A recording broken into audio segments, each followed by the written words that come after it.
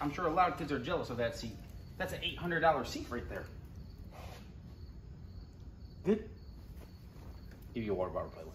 Well, guys, I'm supposed to be headed to the metal supply shop to go pick up some material to go work on the loft in the trailer, but I left the lights on in the truck, so the battery's dead. So while that's happening, guys, these videos right here and the next couple of videos happened in September. Hop skipping around a little bit because I didn't film everything going on right now. But these early on videos happened in September as we were trying to get ready for the that $20,000 race up in New York. Of course, we did end up tossing the borrowed motor in that deal, and we ended up in the finals of that 72-73 car field, which ended up pretty decent. Crank Trigger failed in the finals on us, but we did get into some money, and after that, it changed things a little bit. So we ended up making some little upgrades to the motor and stuff like that. But guys, I appreciate everyone that likes and subscribes to the journey. Keeps things going. I'm not 100% sure if we're going to make it to Dig or Die or not this coming weekend. The car is ready to go. Straight Gangsters in the trailer, ready to go. We just got to toss a new set of tires on it. But not everything else is together just yet. So we might skip out on Dig or Die and just be ready for a couple races at the end of the month. So with this motor in it. This motor's not going to be in it for Dig or Die if we do make it. But the other motor has treated us well. It did make us some money. It ran pretty good. So, guys, I appreciate everyone. I'm going to toss this in there, and we'll get a video uploaded to you for you guys this Monday evening. Appreciate it. Talk to you soon. Ready? Let's go see what Dad's doing. You making dinner? What? You making dinner? No. Why'd you grab the hamburger buns? Why? Because I'm doing an old ancient Chinese secret, bro. Ah, from my ancestors. You think you're funny? So what are you doing? Just because my eyes are a little squinty. So this crankshaft had a bearing in it, okay? You could pound bearings out by using hamburger rolls. So you got to get something that fits reasonably, right? Watch. See it coming up? Mm-hmm. Now when you're done, you know what the best part about this? You leave your kid some snacks. She does not want your smashed up. You want some smashed up bread?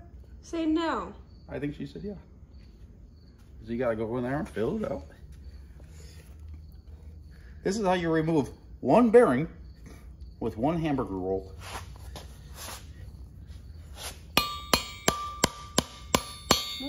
I'm trying to get, oh man. What, did my hand get in the way? Yeah. Okay, want me to pound it back in there? No. We'll post that picture on Facebook and see if people understand. Can you identify what that white stuff is? They'll be like, you're an idiot. I'm like, yeah, sure. Whatever you say, folks. There you go. That's how you remove it with one hamburger roll. Now it looks like I gotta eat my burger without any buns. Or are you eating your burger without buns? Because we only had two left. You. Okay. Sold. I'll just repurpose this. It's a billet crankshaft. That means it's pretty clean, right? Hasn't been used yet. Look at all this. Now you gotta dig out all your bread before you go and put it in your motor. Oh, Nathan. See it? Yeah. That's a whole hamburger bun in there. Oh, we're gonna have to screenshot the video because I didn't take a picture. It's okay. That's good. I can't wait to read the comments on this one. Next time I go and take a bathroom break. People are gonna be like, Nick, you're an idiot. Oh, guys, this is a big block Chevy Trick Flow block. They stopped making these back in late 90s, early 2000s, something like that. So it's an older block, but it is virgin. It's a brand new block, never been ran. As I'm going through here, of course, it's got billet caps on it. It is a conventional big block Chevy. You can tell it's a conventional big block Chevy. You hear the talks about it on the Street Outlaws stuff and stuff like that. A conventional big block Chevy. That's because the center of the crankshaft here is halfway in the motor and halfway out of the motor. Unconventional motor has the side skirts all the way up here, and it has cross bolts into the main caps. That makes the main caps a whole lot stronger and opens up your tuning window and doesn't let your crank move around and walk around, and really stabilizes things so you could add a whole lot more power. But when I was helping out Jeff Lutz and stuff like that with this exact same block, not this exact same block, but the same 9.8 deck big black Chevy trick flow block, we went 578 at 254 miles an hour out in Las Vegas in the Mad Max Camaro that he won drag week on. So these are very, very good blocks. And what I started this whole video for is there are bolts on the, we do use bolts on this one, on the splayed aspect. So you'll see, I'm gonna pull this off here for you. Sorry, self-filming here, it's a little bit difficult. You'll see on these washers here, there's a taper on it. This is squared off edge, and there's a taper on the center here. On a stud, it really doesn't matter, but it is good practice to put that countersunk facing upwards. The reason for that is because a bolt, the shoulder on the bolt has a chamfer on it. Try to zoom in for you. There you go. You can see that chamfer there, okay? So on a stud, it doesn't really matter, but it is good practice to always have that chamfer up, because when that chamfer sits in here, if you didn't have, I don't know if it'll do it or not. I dropped it anyways. But if the flat is flat against here, you'll have some chafing. And torque specs are all about the torsional stretch on the bolt. If you're using up extra force to twist the bolt, it is not the actual clamping force. Believe it or not, torque spec is not really, it's a guesstimation essentially of what the bolt stretch is for the clamping force. Another quick video for you guys here. You can see how these are all notched out here. I'll be going through with a screwdriver and popping them all out. But you can see these main caps, they're in here pretty good. There's no studs holding them in, no fasteners holding them in, but they register pretty well. That is due to the machining and stuff like that of the block. It helps strengthen up the main caps because they are registered. You all like a little more of the technical info. So when you're doing these head studs here, you just put them in snug. You don't want to tighten them down there. You don't reef them in there. These are the dowel pins. This is what make one of the things that make these blocks so good. These are the registers I was talking about. These dowel pins in here sit inside the main caps, and of course they're enabled 1, 2, 3, 4. The rear main is the rear main. It just is what it is. That's what holds the thrust into the car. But these dowel pins in here, this one, the dowel pin is stuck in here. So, but 1, 2, 3, 4 for the regular mains here. These will all fit. This one, this one, this one, and this one, they're all exactly the same. But due to the line bore, which lines these all up 100% perfectly when they go through the machining process, those have to be all in line, and you can't mix those up.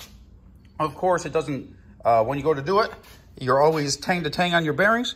So when the tang, all have to line up on the bearings. We got the lower bearings in here. Go through with some rubbing alcohol or some isopropyl alcohol, and make sure the bearings are clean, and make sure the saddles are clean, the part of the block that the bearings sit in.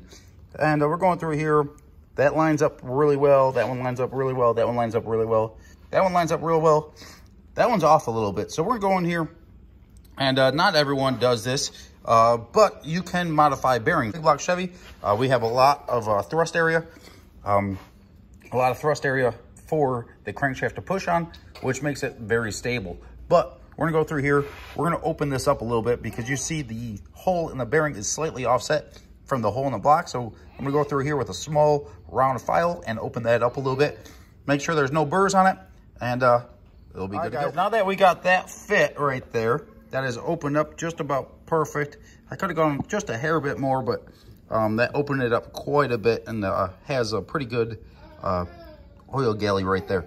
But normally we'd go through and we'd start going through the process of lubing up these and go through it. But since it is a brand new motor, it is always a good idea to check the oil clearances. So when you check your oil clearances, it has to be dry. So we're gonna go through, and I'm gonna find some of the, just the paper, because you could go through here and check it multiple ways. The easiest, cheapest way Says I don't have the tools just yet. I'd like to buy those at some point, but I just don't have those. We're gonna go through here with the paper, and you'll put a piece of paper on the crankshaft or on the main cap, sorry, on the crankshaft, and you'll tighten down the mains and you'll check the oil clearances for the, what the oil clearances are between the main journal and the bearing. It's Nick. I left you hanging again, but I ran to the auto parts store, got some plastic gauge. Now, like I said earlier in the video, this isn't the most accurate way to do the checking, but I'm just verifying what the machine shop did. I am the engine assembler. If I miss something that they screwed up, it's essentially on my fault, right? Because like I'm the last one to have my hands on it. So I'm going through everything, double checking everything, and I already pulled one cap off here. I might run in the house and see if Lady Gangster could come out here and film a little bit of this for you, so I could explain it a little bit easier versus doing the selfie. But I went through and put the main caps on it and cut all this down to size. All right, guys, we're gonna catch you back up. This is what we call plastic gauge here. Like I said earlier in the video, ideally the crankshaft would be out of the motor. You would have a dial bore gauge. You torque down the, you put the bearings in it, you torque down the main caps, and you use a dial bore gauge and you record that reading. And then you go through with a caliper and you measure the journal size. Of course, this is a rod journal, but you'd measure this with the gauge. And generally in 2 to 3 spots, but of course it's going to be perfectly round. It is fresh. So you go and do that, and you do the subtraction on it, and you'll get the measurement on here. But here, if you come up here closely, you could see that this is 2000s, 3000s, 4, 5, 6. You go over here. Can they read that? There's green, blue, and yellow. And red, of course. But it's different sizes for different deals. So you go up here and hold that down there. I'm trying to hold the baby and do this. So in the process of doing this, we're gonna give you your seat back. You take your seat back? I'm sure a lot of kids are jealous of that seat. That's an $800 seat right there. Good. Give you a water bottle to play with. Okay, so I go through and you do it all on. So on the regular main caps, 1, 2, 3, 4, you go through and do about 1 inch section, and on the back you do about 1.5 inch section because the rear main is a little bit longer than the rest. So I'm gonna go through and I'm gonna break the rest of these down, and we'll add that to the rest of the video as Smiley Miley over here, our little MVP, is supervising Dad. Right? Can you say hi to the peoples? She just wants to play with the fuel rail again. So I'm gonna pull these rest of these main caps off, and we'll get back in the video in just a second. Now, ideal world, Lady Gangster wouldn't have a baby on her hip. Only had 2 screwdrivers on this, but it works that way sometimes. But we wouldn't trade you for nothing, Smiley. Oh no. You showing them the gaps?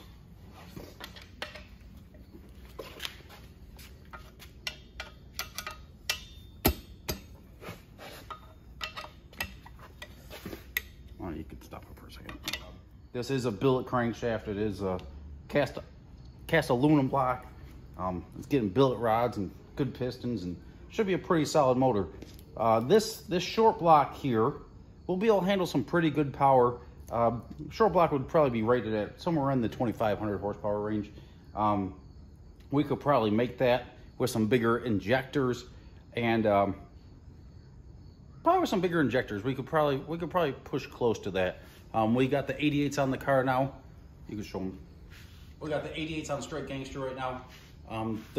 All that fab work's just about done. Maddie picked up some filler rods so I could finish up welding up the injectors, injector bosses, and finish off the fuel rails. So I'm gonna go through here, and I guess I can show you this a little bit. You can see it puts the imprint on here as well. So what does this look like? Oh no. put this off to the side because it might be a little. What this stuff looks like right here is just a little, almost looks like fishing line, just a little string, and you just cut it with a razor blade and put it in there. So it's kind of like an envelope, reseals, and you toss it in the trailer and use it at the next time. So I'm gonna go through here. We're gonna take the crankshaft back out because you got to do this dry. I know I repeat myself a couple times because you guys like to skip around in videos. So you have to do this dry because we are measuring oil clearances. If there is any type of lubrication on the bearings, well then your oil clearances tighten up. So we're gonna go through here, take the crankshaft out, clean all this stuff up with just some rubbing alcohol on the main caps in here. Then we're gonna use some assembly lube. I wish I knew Hot Shots made some assembly lube, but we're just gonna use some Permatex Ultra Slick lube, but I wish I honestly didn't know that Hot Shot Secrets, we use all their oils in the car. I didn't know they made assembly lube, but they do. So it is what it is. Oops, should have sent it to me. They knew I was putting the motor together. So we'll get that in the car, and then what else is next? This is what I use for torquing it. Even though this was just mock-up, you gotta use all the lube on the bolts and all the fasteners so it doesn't gall up the aluminum. I always use this extreme pressure lube. I went through and bought a couple extreme pressure lube. This used to be for, I think John Deere is the one that developed it a long time ago, quite a while ago. But this stuff is really good. I put a streak on all the threads. Then of course on either side of the fasteners, washers, and the nuts to make sure it is nice and doesn't gall up the threads. Because like I said before in the video, when you're measuring torque is just a guesstimate of the torsional tension on the fastener. So if you have a lot of torsional resistance on it, that doesn't mean you have the same amount of clamping force. So you got to make sure you got to use the right lube. Certain applications call for certain lubes, but that stuff right there, I've had good luck with it. So appreciate it. That'll probably be good enough for this video here, and then we'll do another part of the engine assembly in another video. Appreciate it, guys.